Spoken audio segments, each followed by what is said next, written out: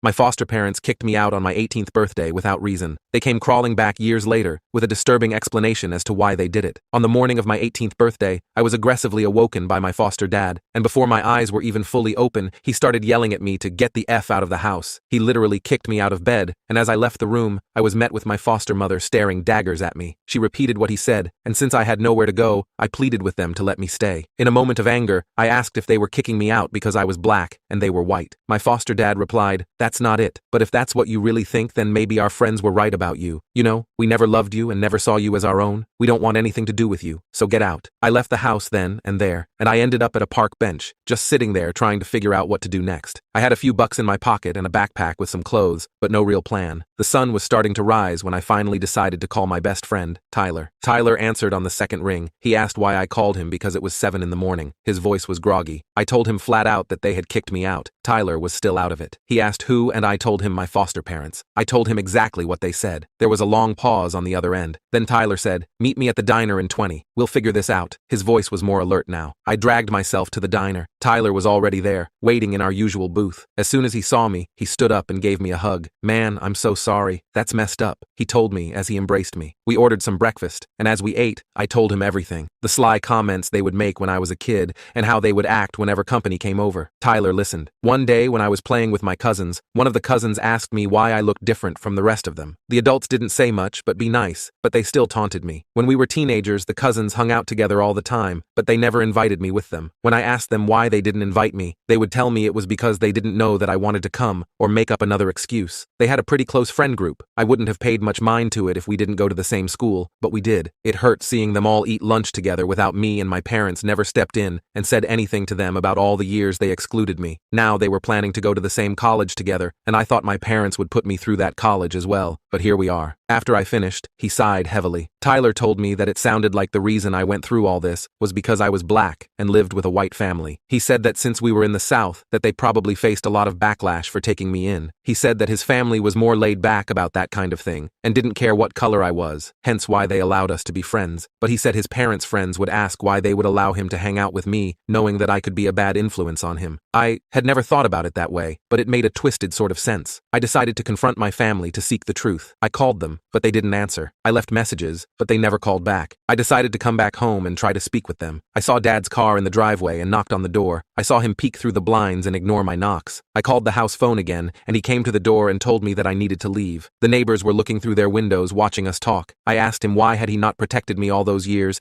and why they decided to kick me out on my birthday. He said again that I needed to leave and threatened to call the police. I left just as quickly as I came. I couldn't believe he threatened to call the police on me after taking me in when I was 3 and raising me until today. They turned me away, and I felt like the little boy that no one wanted to play with all over again. I made the difficult decision to leave my hometown. I moved to a new city, a bit further north. The first few months were incredibly tough. I stayed in a shelter for a while, saving up every penny I earned from a bunch of dead-end jobs. Eventually, I managed to rent a small, run-down apartment. It wasn't much, but it was mine. I enrolled in night classes at a community college and worked during the day. I was exhausted all the time, but I was determined to make something of myself. Years passed. I finished my associate degree and landed a decent job as an administrative assistant at a marketing firm. It wasn't glamorous, but it was stable, and I was good at it. I even got a few promotions along the way. Then I met Jasmine. She was a new hire at the firm, and we hit it off immediately. Jasmine was smart, funny, and incredibly kind. She had this way of making everyone around her feel special. We started dating, and before long, we were inseparable. A few years later, I planned a perfect night for her and I. I had been planning this evening for months, saving up every spare penny to make it unforgettable. Jasmine deserved the best, and I was determined to give it to her. We arrived at the rooftop restaurant just as the sun was setting. The sky was beautiful. It was pink and gold as the sunset. Jasmine's eyes showed her excitement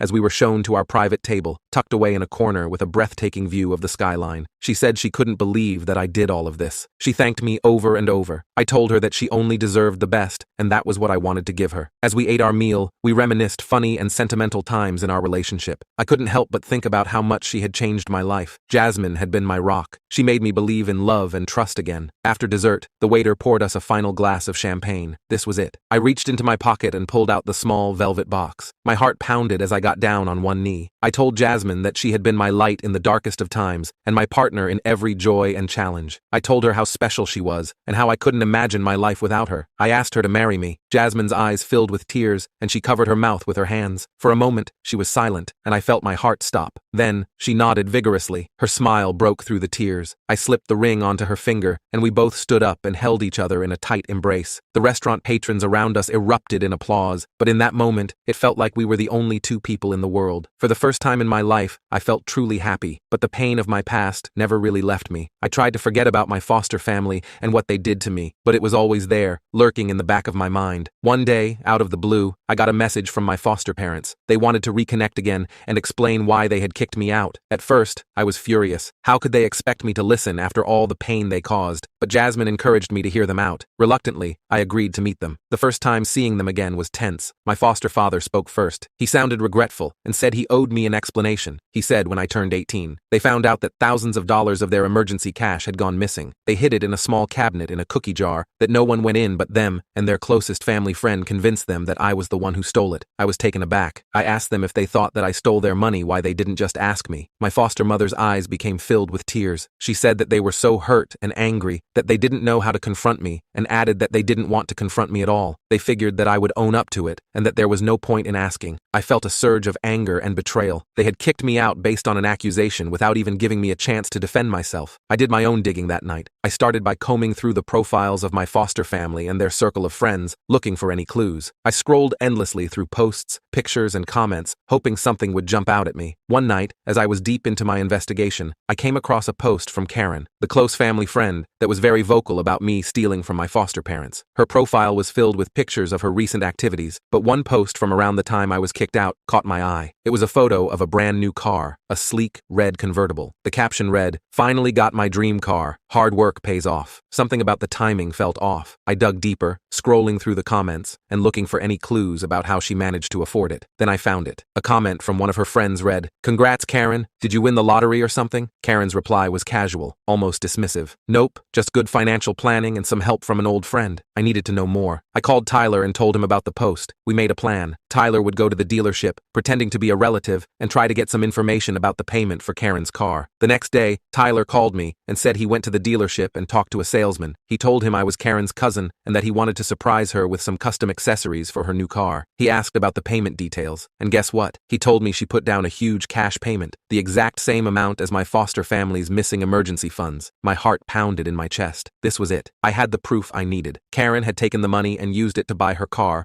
all while letting my foster parents believe I was the thief. I decided to confront Karen directly. I went to their house. When I told them all that, I knew she broke down, confessing everything. She said she was in a bad place financially and felt like this was her way to enjoying her life. She said she panicked about how sorry she was. Then she talked about how she didn't mean for it to get this far. I recorded our conversation on the phone stored in my pocket. After I got what I needed, I went back to my foster parents. They were deeply apologetic. They said they were so sorry and that we were wrong and should have trusted me. I told them that I appreciated their apology, but the lack of trust they had in me mixed with the treatment I received growing up was too much baggage to have a relationship after that. They threw me out without any real evidence, and I couldn't just forget that. As my wedding day approached, I made a difficult decision. I chose not to invite them. I knew that inviting them would bring on more pain on me and Jasmine's special day. They were hurt when they found out the news, but they respected my choice. On my wedding day, I was surrounded by friends and loved ones. I felt a sense of peace I had never known before. I had built a new life, one filled with love and happiness, and I was determined to protect it. The journey had been long and painful, but I had finally found my way. With Jasmine by my side, I looked toward the future. After the wedding, life continued to improve. Jasmine and I bought a house, and we talked about starting a family of our own. The pain from my past didn't vanish overnight, but it became easier to manage with time and the support of my new family. I kept working hard at my job, and eventually, I got promoted to a management position. It was a big step for me, and it felt like all my hard work was finally paying off. Jasmine was always there, cheering me on, and I knew I couldn't have done it without her. Every now and then, I'd get a message from my foster parents, usually around the holidays. They kept apologizing and asking for another chance. It was hard to know what to do. Part of me wanted to forgive them, to rebuild some kind of relationship, but another part of me was still so hurt and angry. One night, Jasmine and I were talking about it, and she said something that really stuck with me. Forgiveness doesn't mean you have to let them back into your life. It just means you're choosing to let go of the anger for your own peace. I I thought about that a lot. I realized I was holding on to my anger, but it was also weighing me down. So, I decided to forgive them in my heart, even if I wasn't ready to let them back in. A few months later, I wrote them a letter. I told them I appreciated their apologies and that I forgave them for what they did. I also explained that I wasn't ready to have a relationship with them, but I wished them well. It felt like a huge weight had been lifted off my shoulders. Life went on, and things got better and better. Jasmine and I had our first child, a beautiful baby girl we named Lily. Holding her for the first time, I felt a kind of love I'd never experienced before. I promised myself I would always be there for her, no matter what.